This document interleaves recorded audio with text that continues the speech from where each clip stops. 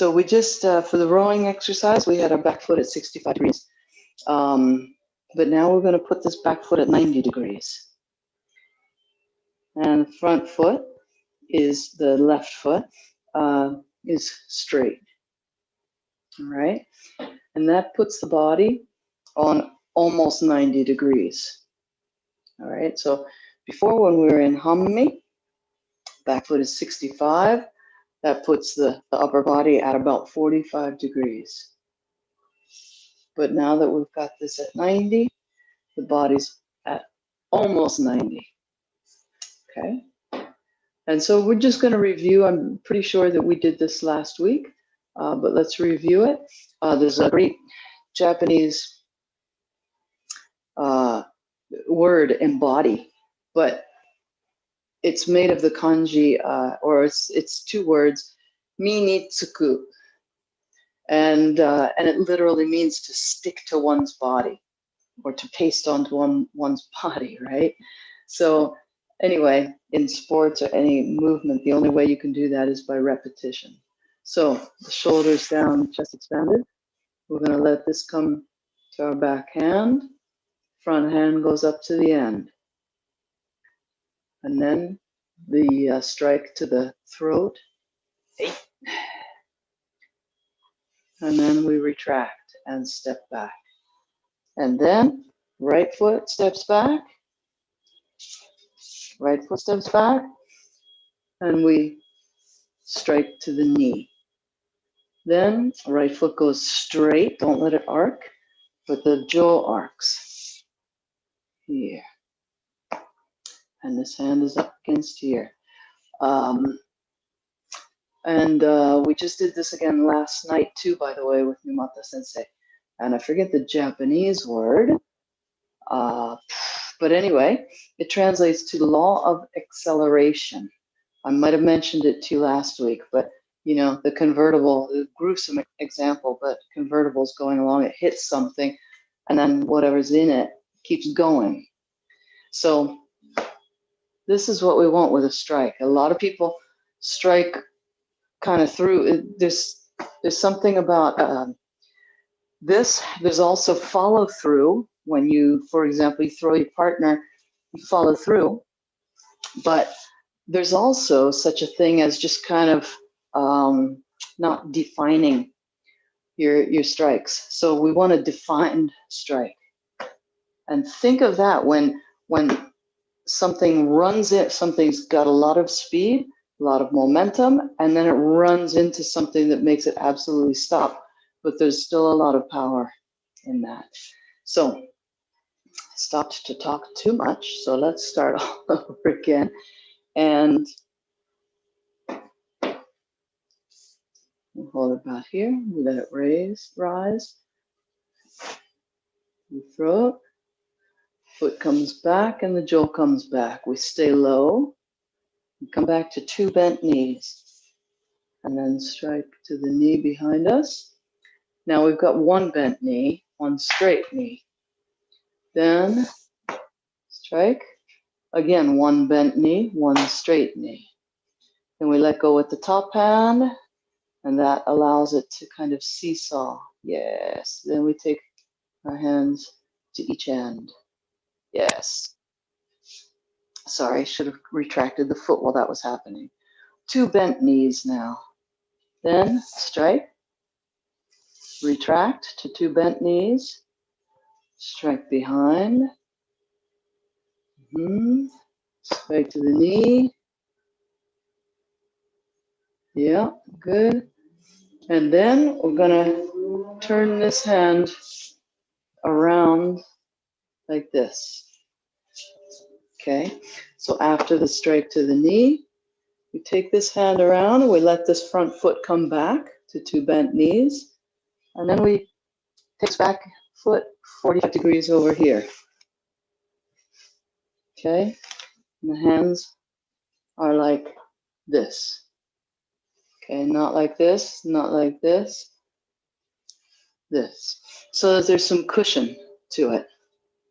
Okay, and what this is that when the strike comes, it causes this reaction in the jaw.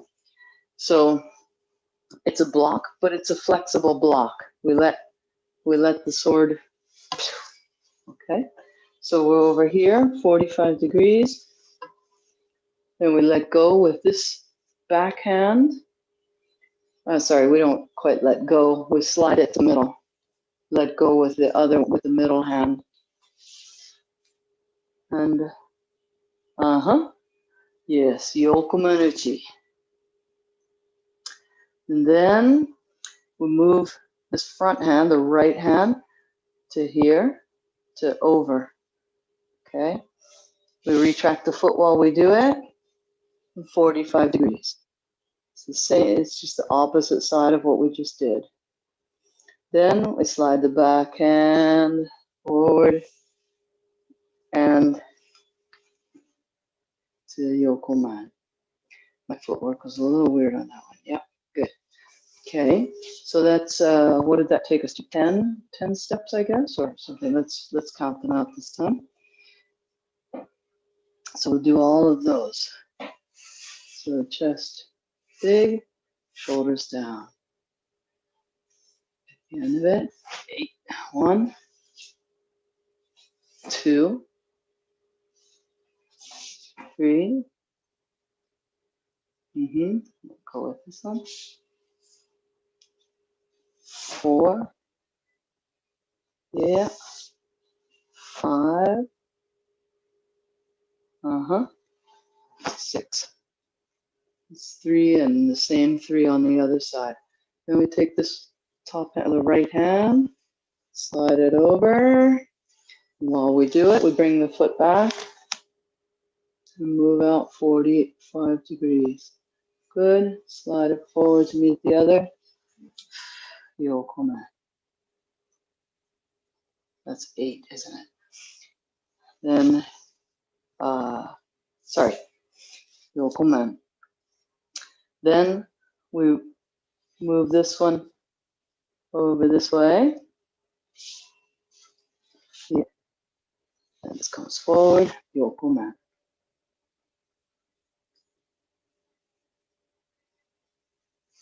Let's see. I did this. Then the back one slides to meet the middle one. Middle one lets go and grabs a hold. Yeah. So let's see, 6.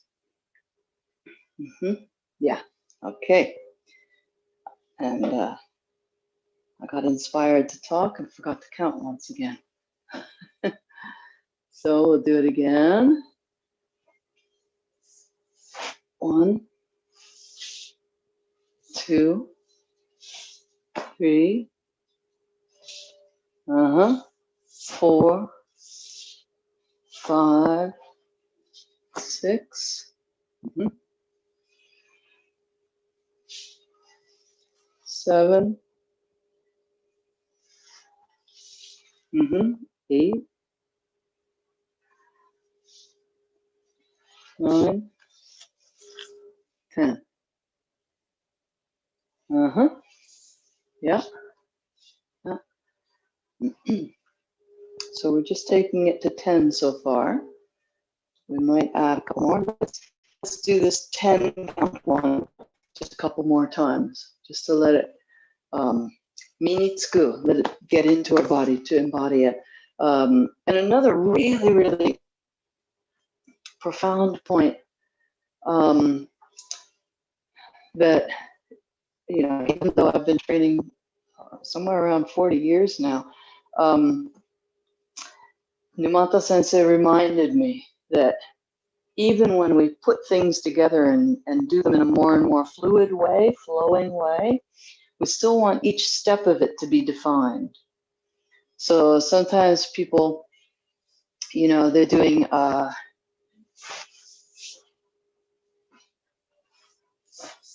right? We can do the same speed.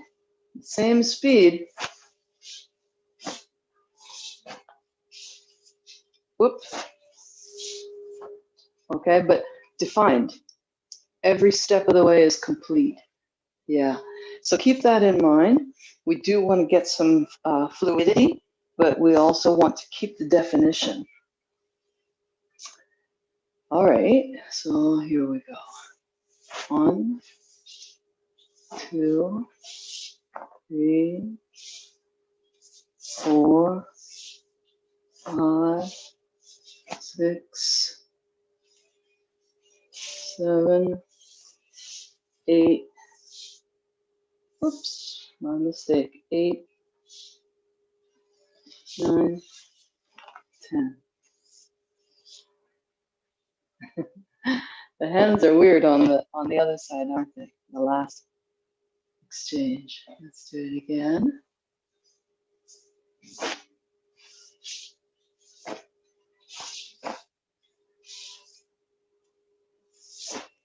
Uh-huh.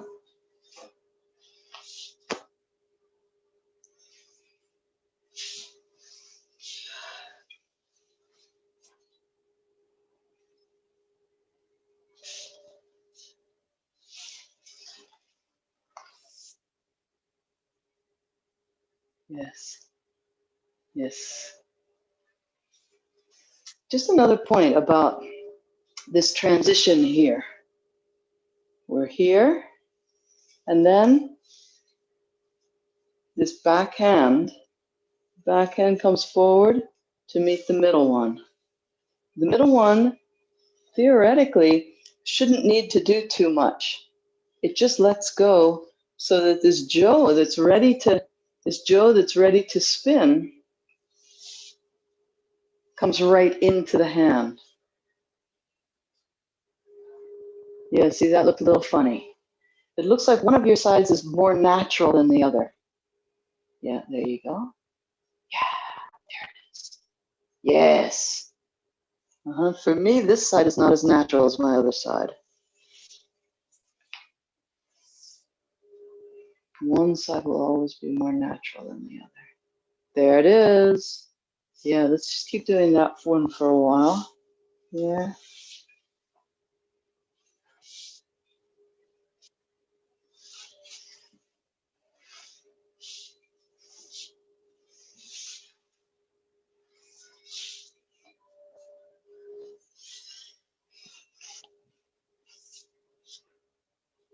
Yes. Yes, yes, yes, yes. Uh-huh.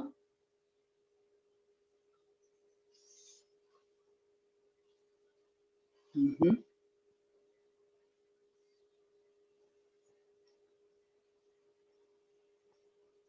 Yeah.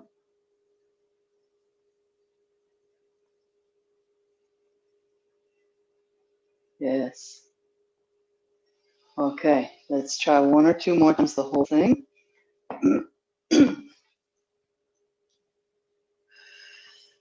And another point, when we're starting, have a little bit of spring in your legs. So this is, in martial arts, this is the lazy way to have your knees sort of locked out, so to speak. This is when you're, standing with your friends in the kitchen having a chat, but have the knees bent, okay? So that's how we start, with the knees already bent, that we're ready for action, so to speak. It's on the floor, and then we let it rise up. And here we go. 1, 2, 4, 5, 6, 7, 8. Yeah. 9, 10.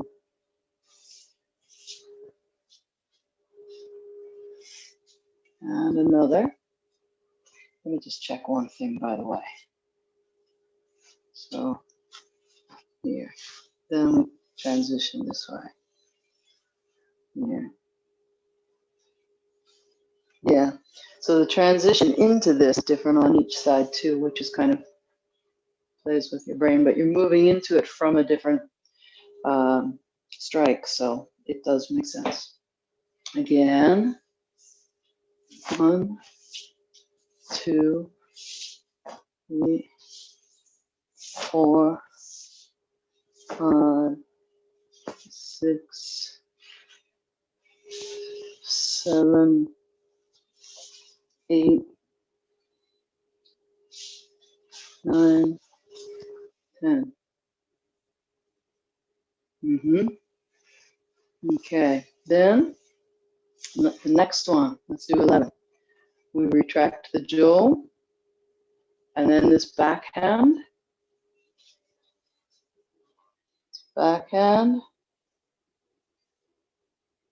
turns over this way.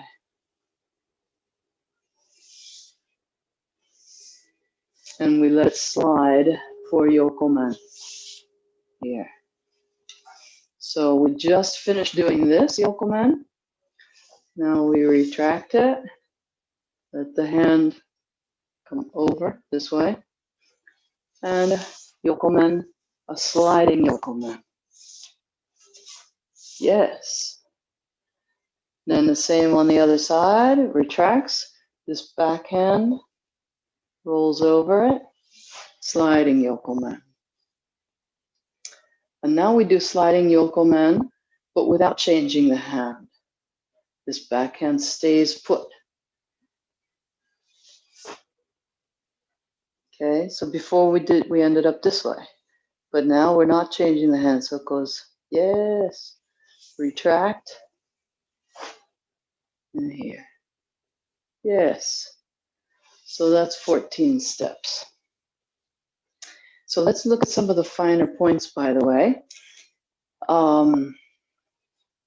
One, and just like Aikido, empty hand or sword, there's always some details that we can clean up more and more. So it's looking good, but one thing that's really important is to make this front hand as stationary as possible. So a lot of people trying to do this, but instead keep that front hand stationary. And perhaps where this comes from is that if this is stationary, you kind of don't see the jo until it's right there. So, in a fighting perspective, this all of a sudden that's there. But if there's kind of the wind up and then the pitch, then we see it. We see it coming. So this front hand stays stationary. Or if I were to go straight to the camera.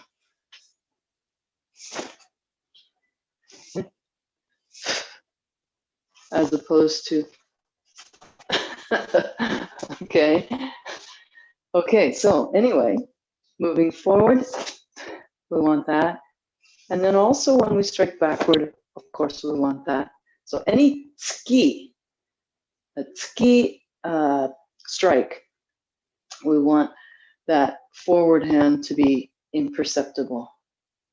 Okay, and here, of course, both hands move. But all of our tsuki, front hand, stationary. There's other strikes later that we could do, but it's kind of dangerous in an apartment. But where the jo goes almost completely out of your hand, just throw it. But anyway, so let's try one more time. Let's try a few more times. The 14-step one.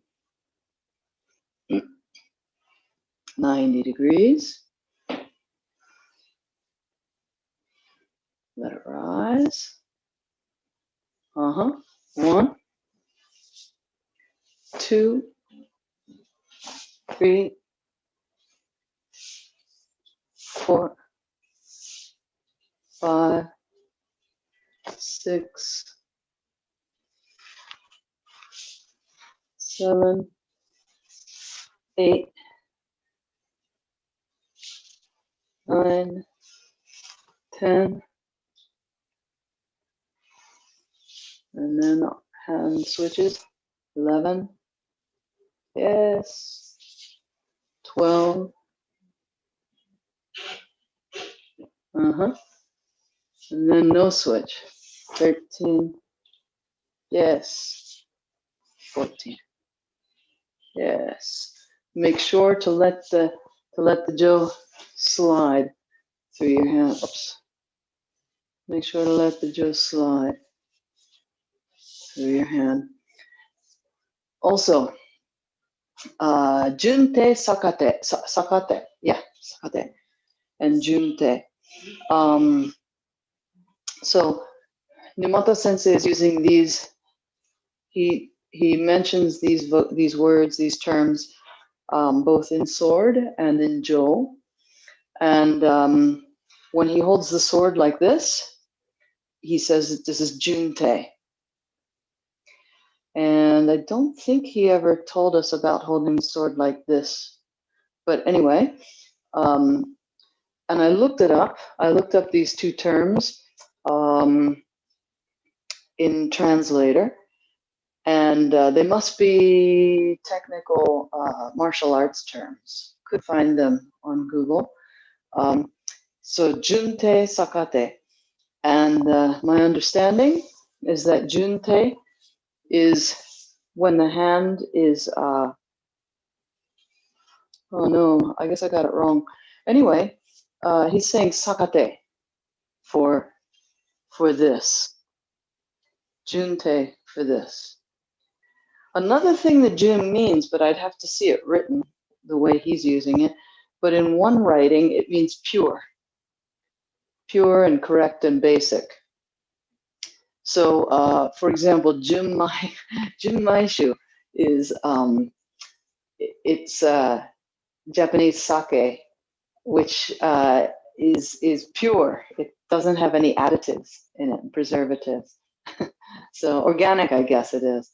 So anyway, I'm not sure if it's written with that kanji or some other kanji. And as I said, sakate is when the hand is like this. Junte is when the hand is like that. Yes, sakate. Mm-hmm. Yes. Okay. Let's do it once or twice more. And obviously, I'm watching you a lot, but I'm watching you up on the wall rather than at the camera. It's a much better experience tonight. Here we go. Right. 1, 2, 3, 4, 5, 6, 7, 8, 9, 10, 11, 12, 13, 14. Very nice. Let's do another one immediately. Let it seep into our bodies. 1, 2, 3. Oops. 4, 5, 6. Oops. 6, 7, 8, 9, 10, 11, 12, 13, 14. Good. One more. 1, 2, 3, 4, 5, 6, 7, 8, 9, 10, 11, 12, 13, 14. Very, very nice. What the heck? Let's do one more.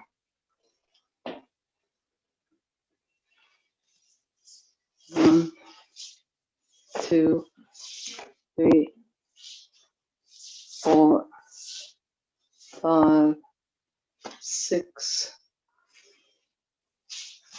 7, 8, 9, 10, 11, 12, 13, 14.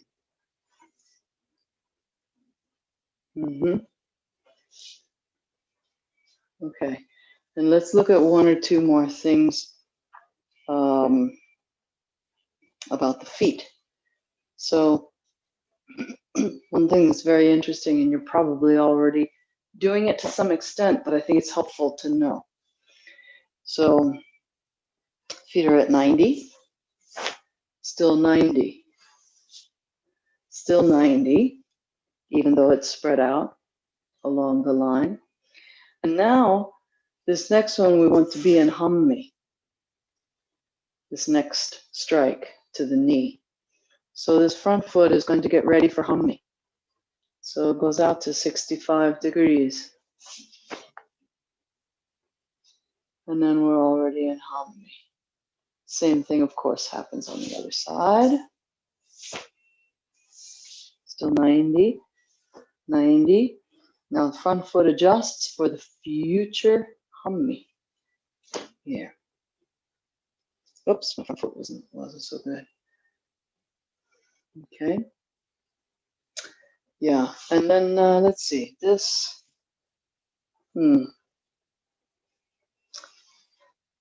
not sure what we've got here, could be hammi. My homework, next time I do it with Namata Sensei. And then this is hammi, so 65.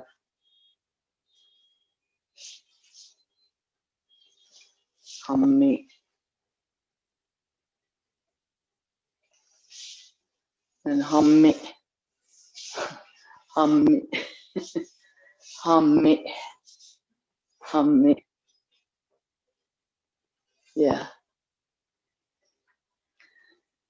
So your back foot, or what's going to be the back foot, there's that consciousness in it, right? So for example, after this strike, then this is going to be the back foot. So it adjusts. And then for these here, now already this foot is adjusting. Okay, this comes back, but it doesn't just go on the straight, on the center line. It adjusts because it's going to be my back foot in hammi.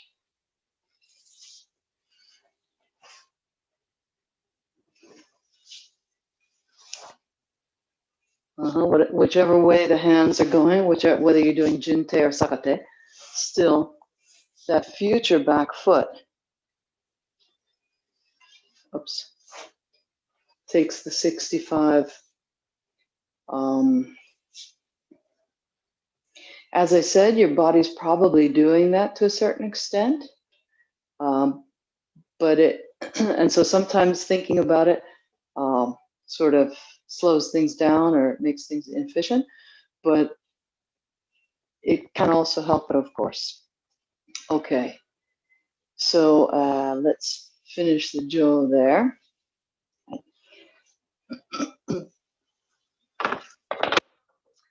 Let's get the sword. Let's review. Ayumiashi. Ayumiashi, Suriashi, Sugiashi. So you probably remember that just in case. So again, Ayumiashi, the feet do leave the surface, but we have as little side-to-side movement and up and down movement as possible. The belt, the hips stay on one level. Whether we go backward or forward, keep this awareness, side to side.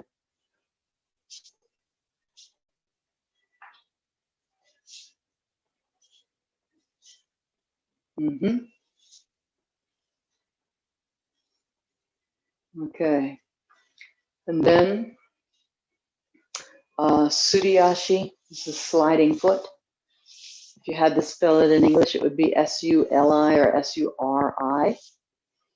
But anyway, sliding foot, Suriashi. The feet don't leave the floor.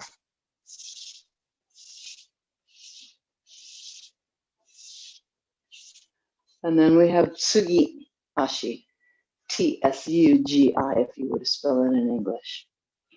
And that is, and I can't imagine doing Tsugiashi with the feet leaving the ground. So this happens to also be Tsugiashi, but one variation within Tsugiashi.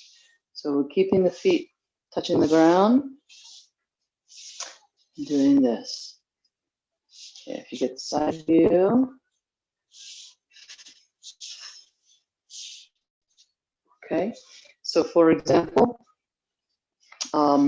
if I throw somebody ikkyo, if I throw my partner ikkyo, and some partners really back far away when they take their, maybe they're afraid, maybe the back hurts, or maybe they, whatever. So when somebody backs far away taking the tsukemi, then a beginner, when they have someone take that sort of tsukemi, will usually just go like this and throw out their alignment. But with a little bit more experience, you'll use tsugiashi to close that gap.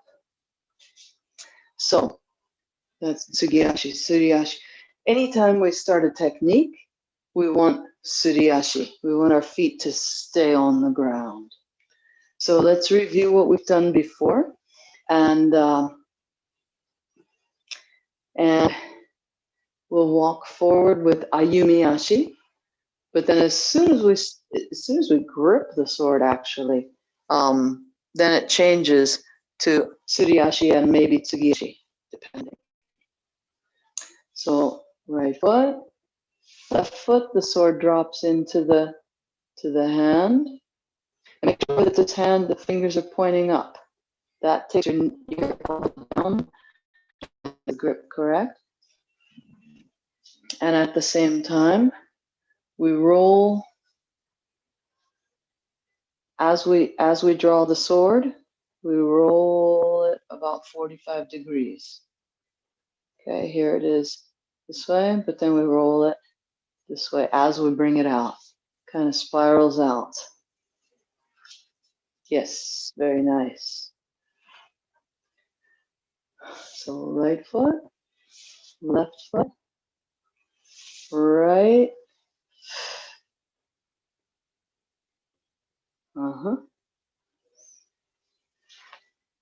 And just a reminder, a refresher, right, left, right.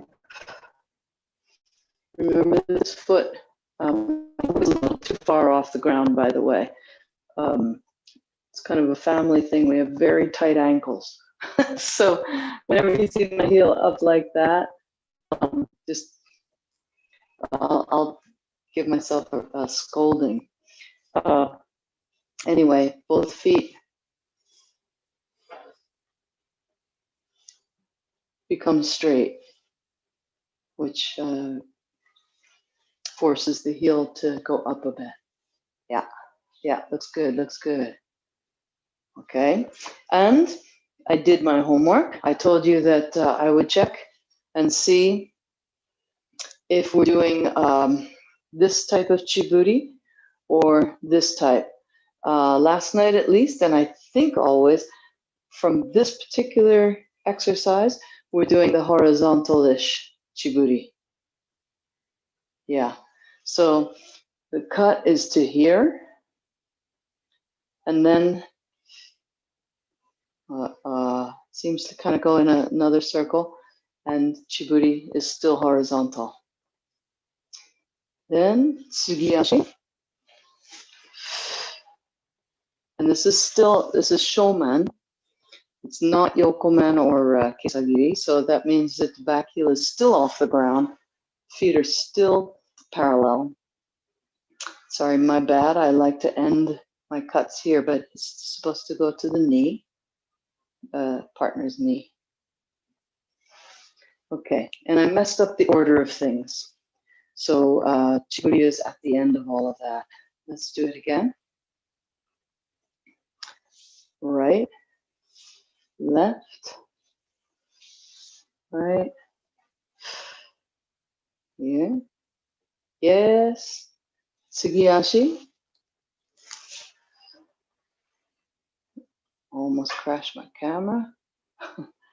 Then Chiburi. Then back into the scabbard. Slowly, gradually, we bring the foot up. Hand comes over. Take it the rest of the way in. And then Ayumiyashi, going back. Whole thing is very meditative.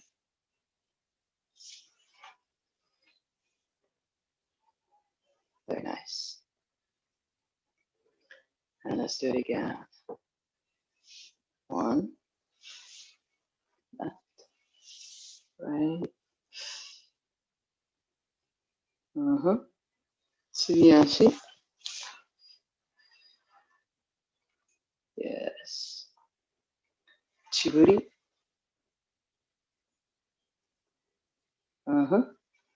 Back to the scabbard.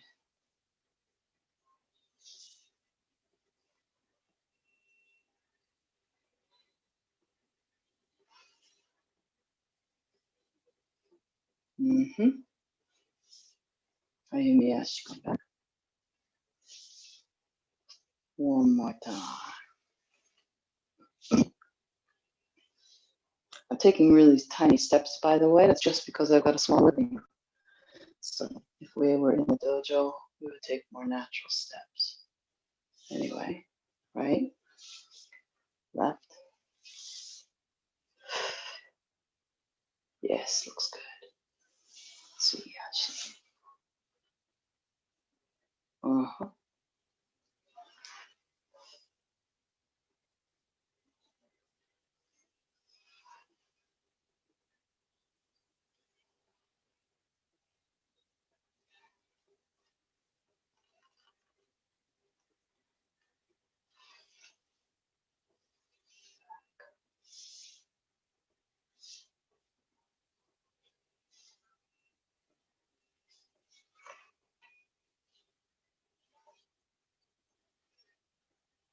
Nice.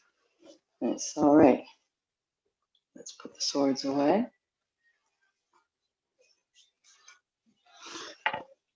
And let's get a Jo again. And again, let's just feel it on our forearms.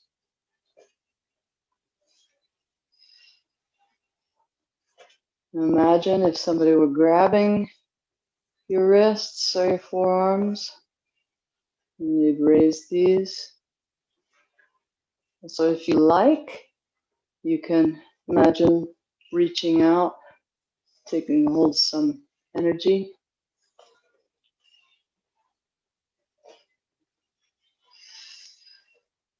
Yes, nice. And keep the fingers extended the whole time. And be careful that the hands aren't palm down for this. We want the hands to be either, what would I call this? Either horizontal like this with the palms up, or side, thinking of these as blades. Yeah, so just be careful that they don't go like that. So these blades as if you're cutting up some surface, slicing an upward slice into some surface. Yes. Yeah. And the slice is happening with this part of your hand, not the fingertips. A lot of times beginners just, it's as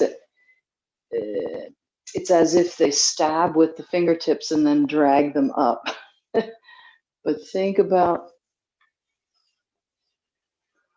hitting something with this blade and slicing upward. Yeah, that's good.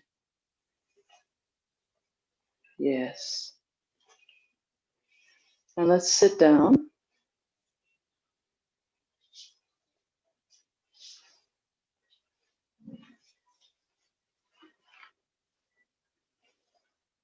And continuing with the same thing.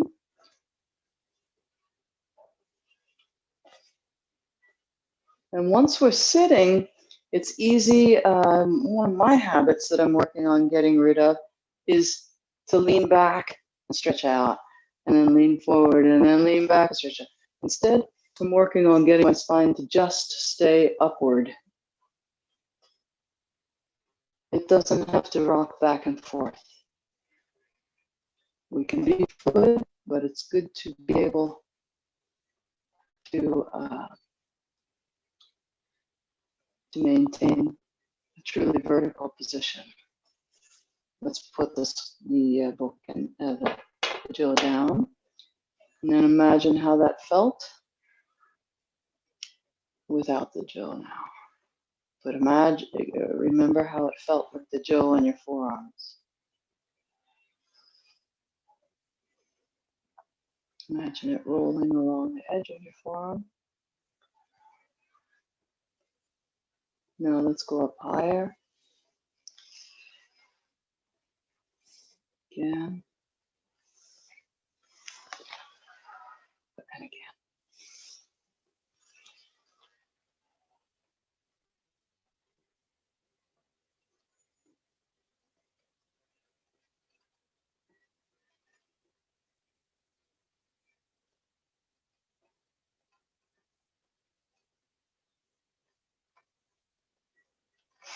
All right, let's bow out.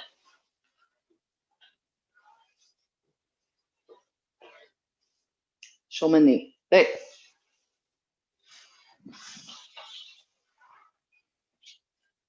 はい、どうもありがとうございました。